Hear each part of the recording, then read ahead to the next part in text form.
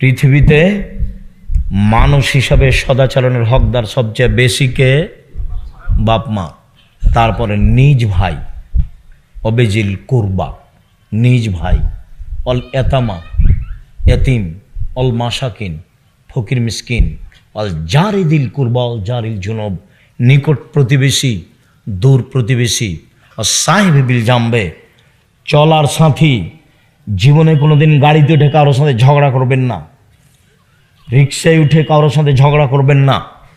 আপনার motor cycle খুব দামি, আপনার গাড়িটা খুব দামি, একজন লোকের ভ্যানে লেগে গেছে, একবারে গাড়ি থেকে নেমে মেজাজ দেখায়েন না। গাড়ি পাল্টে আল্লাহ দিতে পারে। দেশের নেত্রীর বয়স যদি 45 মিনিট হয়, তাহলে আপনার গাড়িরও বয়স 3 মিনিট হতে পারে। মানুষকে উপেক্ষা করে জীবনে কোনোদিন কোনো কাজ করেন। আমার অনুরোধ থাকছে, আপনি আমার দিনী ভাই, আমি আপনার খুব কাছে থেকে বলছি, মানুষের প্রতিশোধ নেবেন না এবং মানুষের বদনাম গীবাত করবেন না। সম্মানিত দিনী ভাই বোন, এরপরে পথিক এসে বলছে, আমি খুলনার মানুষ, আমার টাকা হারিয়ে গেছে, 500 টাকা দেন। মিথ্যুক বলে তাড়িয়ে দিয়েন না, 20টা দেন, 50টা দেন। গালি দিয়ে মিথ্যা বলে তাড়িয়ে দিবেন না। আল্লাহ বলছেন পথিকের সাথে সদাচরণ করতে হবে,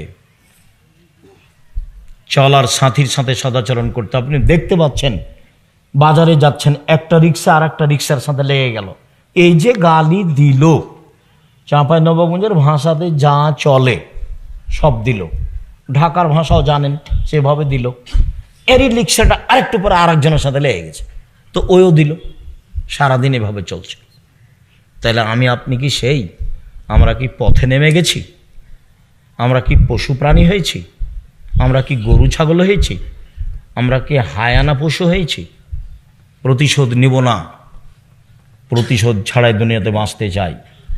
যেহেতু যেতেই হবে, যারা বয়সের মানুষ ছিল চলে গেছে, আমরা আছি, যেতেই হবে, এ কথাই ঠিক। সম্মানিত দিনী ভাই বোন, বিষয়টি বিবেচনার জন্য আন্তরিকভাবে অনুরোধ জানাচ্ছি।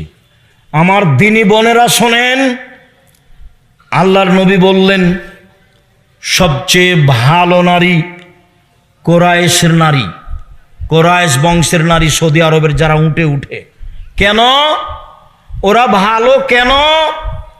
আহনাহু আলা ওয়ালাদিহি ফি সিগরিহি, ওরা বাচ্চা লালন পালন করতে বেশি যত্ন নেয়, সেই জন্য ভালো। ওয়া আরাহু আলা জাওজিন ফি ইয়াদিহি, স্বামীর সম্পদ হেফাজত করতে বেশি শক্ত, সেই জন্য ভালো। একজন নারী ভালো হতে পারে কয়টা গুণে? 2টা। এক, ছেলে মেয়েকে বাল্য অবস্থায় বেশি যত্ন করতে হবে, সে হলো ভালো।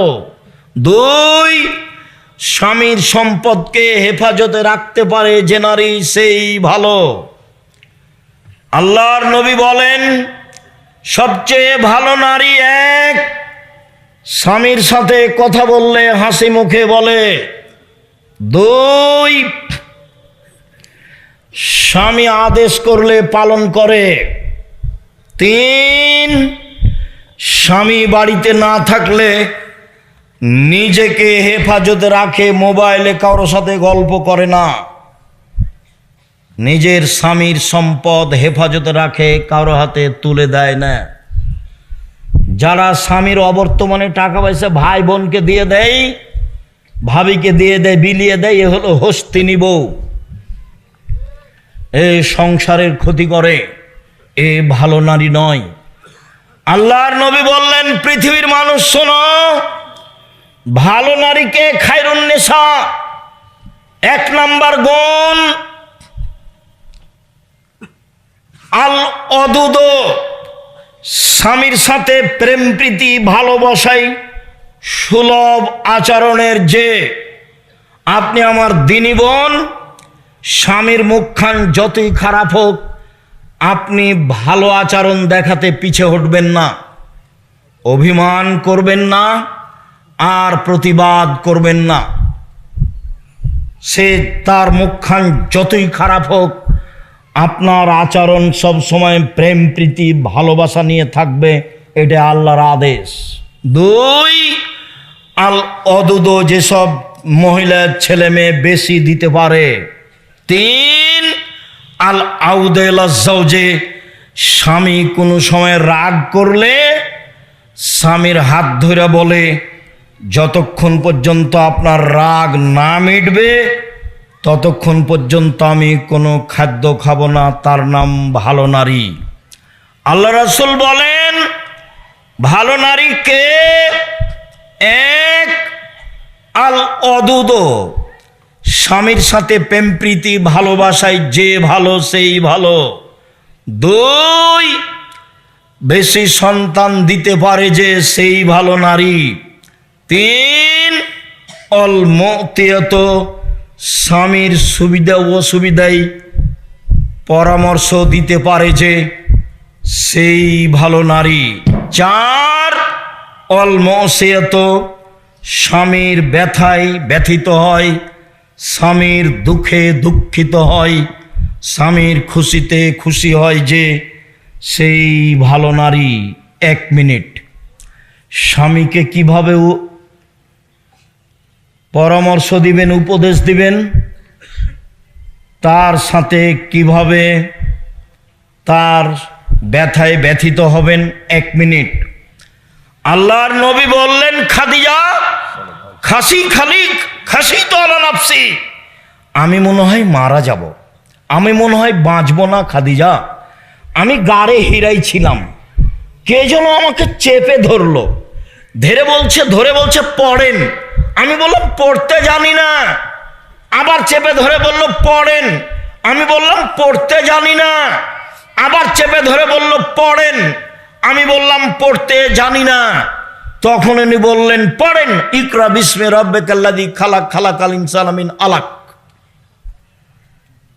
তখন খাদিজা বলছেন, কাল্লা, কখনো নহে, অসম্ভব, হতে পারে না, আল্লাহে মা ইউখজিক আল্লাহ, আল্লাহ আপনাকে অপমান করবেন না। কেন? 1, তাসেলুর রাহেমা, মানুষের সাথে সদাচরণ করেন, এই জন্য আল্লাহ অপমান করবেন না। 2, তাকসেবুল মাদুমা, অসহায় মানুষের সুবিধায় থাকেন, এই জন্য আল্লাহ অপমান করবেন না। তাহমেলুল কাল্লা, অসহায় মানুষের বোঝা বহন করেন। কে ঋণ পরিশোধ করতে পারে না, এই তোমার ঋণ আমি দিয়ে দেব। কে মানুষের সাথে টাকা নিয়েছিল, দিতে পারে না, কর্জ নিয়েছিল, দিতে পারে না, কাপড় নাই, কিছু করতে পারে না, এই তোমাকে আমি একটা কাপড় দিয়ে দেব। অসহায় মানুষের বোঝা বহন করে যে, তাকে আল্লাহ অপমান করবেন না, আপনি অসহায় মানুষের বোঝা বহন করেন। 4, তাকরিজ জাইফা, মেহমানকে খেতে দেন। 1 নম্বরে বলেছেন আপনার সদাচরণ আছে, আল্লাহ আপনাকে অপমান করবেন না। এসব সান্ত্বনা কে দিচ্ছে? খাদিজা স্ত্রী দিচ্ছেন। তা আপনার স্বামী বাড়িতে এসেছে, খুব টেনশন, মাথা ধরে গেছে, কি দুর্ঘটনা ঘটেছে, আমি যে দল করি সে দলের এক ছেলেকে মেরে দিয়েছে, কি করি, অনেক ঝামেলা। তো এখন স্ত্রী বলছে, তোমাকে নিষেধ করলাম, তুমি যাও না, তুমি বাইরে যাও, তুমি তো জোর করে গেলে, তোমারই তো এগুলো দোষ। এইটা কি হলো? এটা বউ হলো? ভাইজান বুঝতে পেরেছেন? আমি কিন্তু যে ভাষাগুলো নকল করছি সব বুখারী মুসলিমের। আল্লাহ নবী এসে বলছেন, খাদিজা আমি মনে হয় মারা যাব, বিপদে। তো প্রথম মুখের ভাষা কাল্লা, আরবি ভাষা, কখনো নয়, অসম্ভব, এটা হতে পারে না। আল্লাহ আল্লাহর কসম, আল্লাহকে অপমান, আল্লাহ আপনাকে অপমান করবেন না। 1 নম্বর কারণ, আপনি সদাচরণ করেন।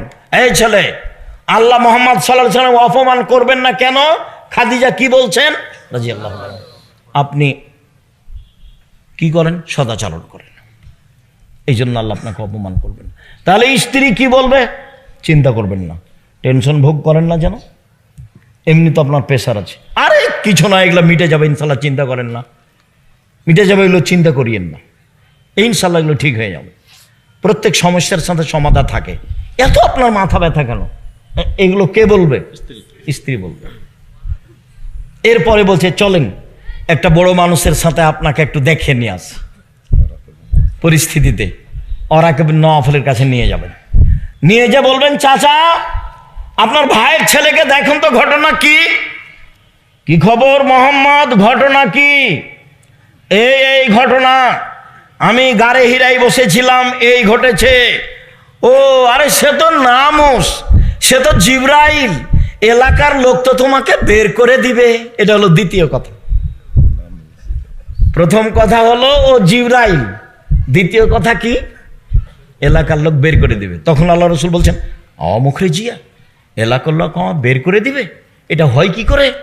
এলাকার লোক আমার মতো ভদ্র মানুষ জীবনে দেখেনি কোনোদিন, তারা আমাকে আলামিন বলে ডাকে। আমার খালা ফুফু চাচি দাদা চাচারা আমাকে অন্ধভাবে ভালোবাসে। তখন বলছেন শোনো মোহাম্মদ, জিবরাইল যার কাছে এসেছে তাকে বের করে দেয়নি এমন পৃথিবীতে ঘটেনি।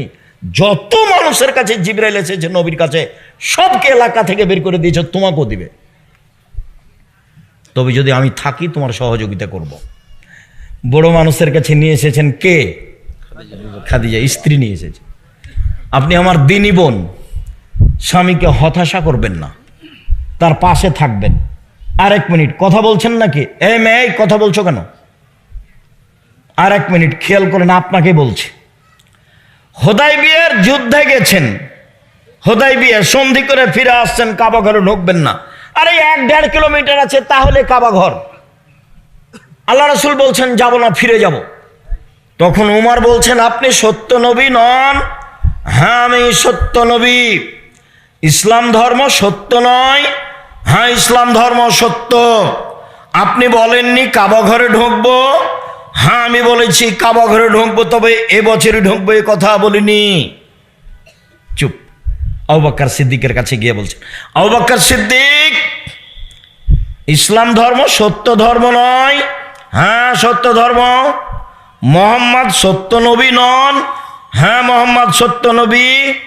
মোহাম্মদ সাল্লাল্লাহু আলাইহি সাল্লাম বলেননি যে এবছর কাবা ঘরে ঢুকবো? হ্যাঁ বলেছেন কাবা ঘরে ঢুকবো, তবে এবছরে ঢুকবো, এই কথা বলেননি। আবু বকর সিদ্দিকের কথাতে আর রাসূলের কথাতে একটা অক্ষরের কমবেশ নেই। ফিরে যাবেন না। তখন বলছেন সাহাবীরা শোনো, গরু জবাই করে দাও, ভিতরে যাব না, মাথা নেড়ে করে দাও। গরু জবাই করে দাও, কুরবানি, মাথা নেড়ে করে দাও, কাবা ঘরে ঢুকবো না। কেউ কুরবানি করে না, সবাই চুপচাপ, ফিরে যেতে চায় না কেউ। তখন আল্লাহ রসুল বলছেন উম্মু সালমা, কি করা যায় দেখো তো, খুব বড় বিপদ। কেউ যে কুরবানি করে না, সবাইকে যে কুরবানি করতে বলছি, কেউ যে যায় না। তখন উম্মু সালমা বলছেন চিন্তা করবেন না, আপনি নিজেরটা করে ফেলুন, দেখা যাক কি হয়। স্ত্রী বলছেন। এবার আল্লাহ রাসূল কি করলেন? নিজেরটা করে ফেললেন। সব সাহাবীরা বের হয়ে সবাই করতে লাগলেন। স্ত্রীর পরামর্শ। সম্মানিত দিনী বোন, আপনার জন্য জান্নাতের সব দরজা খোলা। 1, 5 ওয়াক্ত সালাত। 2, রমজান মাসে রোজা। 3, স্বামীকে মেনে চলা। 4, জেনায় লিপ্ত না হওয়া। 1, 5 ওয়াক্ত সালাত নির্ধারিত সময়ে। পায়ের পাতা দেখা গেলে কোনো সমস্যা নেই। শাড়ি পরে পেটিকোট ছায়া পরে সালাত আদায় কোনো সমস্যা নেই। বুবু যা বলেছে তা ভুল বলেছে। গলা যদি দেখা যায় তাতে সমস্যা নেই। শাড়ি পরে সালাত আদায় করুন, কোনো সমস্যা নেই। শুনুন, 1, 5 ওয়াক্ত সালাত। 2, রমজান মাসের সিয়াম রোজা। 3, স্বামীকে মেনে চলা, তিতা লাগলেও মিঠা লাগলেও। 4, জেনায় লিপ্ত না হওয়া। আব্দুর রাজ্জাক সাহেব, দুঃখিত, এখন কান্নাকাটি করি, জেনা একদিন ঘটেছে, চিন্তা করবেন না। আল্লাহর নবী বলছেন পৃথিবীর মানুষ শোনো, কেউ যদি জেনা বন্ধ করতে পারে আল্লাহ তাকে যে কোনো বিপদ থেকে বাঁচিয়ে দিবেন। মনে পড়ে তোমার বোখারি মুসলিমের হাদিস, ওই যে ওই যে ওই যে ওই যে তিনজন হাঁটছিল, বৃষ্টি আসলো, গর্তের মধ্যে ঢুকে গেল, পাহাড় এসে পাথর এসে মুখের উপরে পড়লো। একজন বলল বাপ মাকে ভালোবাসি, পাথর সরিয়ে দেন। আল্লাহ বললেন ঠিক আছে দিলাম একটু। একজন বলল একটা লোককে কাজে নিয়েছিলাম, অর্ধেক দিন কাজ করে চলে গেল, টাকা দিলাম নিল না। অনেক দিন পরে এসে বলছে টাকা দেন, অর্ধেক দিনের টাকা দেন। তা আমি বললাম এই যাও গরু ছাগল নিয়ে যাও। আমাকে বলছে মজাক করবেন না। এই যাও, মজাক করিনি, সব নিয়ে যাও। সব দিয়ে দিয়েছি, ভালো কাজ করেছি, পাথরটা সরিয়ে দেন। ঠিক আছে দিলাম। আর একজন বলছে চাচাতো বোনের সাথে জেনা করতে চেয়েছিলাম, আমি গরিব মানুষ, আমার বোন ভেবেছিল আমি 200 স্বর্ণ মুদ্রা জমা করতে পারবো না, হাড় ভাঙা পরিশ্রম করে 200 স্বর্ণ মুদ্রা আমি জমা করেছিলাম। আমি যখন জেনা করব মনে করে সিদ্ধান্ত নিলাম, বসেছি, তখন আমাকে বলছে দেখ রে, আমাকে অসতী প্রমাণ করিস না, আমি একজন অসতী নারী হতে চাই না। তা আমি জেনা করিনি, উঠে গেছি, বন্ধ করেছি জেনা, পাথর সরিয়ে দাও, দিলাম। তুমি যদি আজ থেকে জেনা বন্ধ করতে পারো, আল্লাহ তোমাকে যে কোনো বিপদ থেকে বাঁচিয়ে দেবে। শুধু তাই নাই, আল্লাহ বলছেন অনাহা নাফসা আনিল হাওয়া ফাইনাল জান্নাত হিয়াল মাওয়া, কেউ যদি নিজেকে অশ্লীল কাজ থেকে ঠেকাতে পারে তার জন্য জান্নাতুল মাওয়া আছে। এই ছেলে তোমাকেও বলছি, অশ্লীল কাজ আজ থেকে বন্ধ। মেয়েদের যত নাম্বার আছে মোবাইলে, বাড়ি পর্যন্ত সে নাম্বার যেন একটাও না থাকে। বক্তব্যের সাথে মুনাফিকি করো না, বক্তব্যের সাথে মুনাফিকি করে কোনো লাভ নেই। গান বাজনা হারাম, খেলতামাশা হারাম। স্কুলে হলে কি হবে, বাড়িতে হলে কি হবে? মোহাম্মদ সাল্লাল্লাহু আলাইহি সাল্লাম গান বাজনা শুনলে কানে আঙ্গুল দিতেন, দূরে সরে যেতেন। গান বাজনা হারাম, গান বাজনা করে যারা তাদের ক্রয় করা হারাম, তাদের শিখিয়ে দেওয়া হারাম, তাদের সব কিছু হারাম। আল্লাহ নবী বলেছেন ইন্নাল্লাহ হারামাল খামরা ওয়াল মাইসিরা ওয়াল কুবা, মদ হারাম, জুয়া হারাম, ডুবি তবলা হারাম, ঢোক ঢাল হারাম, ঢোল ঢাক হারাম, গান বাজনা হারাম, বাদ্যযন্ত্র হারাম, দোতারা সেতারা বাজনা সব কিছু হারাম। যত গান বাজনা বাদ্যযন্ত্র আছে সব হারাম। একাধিক হাদিস, যাওয়ার সময় তো উপদেশ বইটা নিয়ে যাবেন, বিস্তারিত লেখা আছে। সম্মানিত দিনী ভাই বোন, জরুরি কথা, 6-7 নভেম্বর সম্মেলন আপনার কাছের প্রতিষ্ঠানে।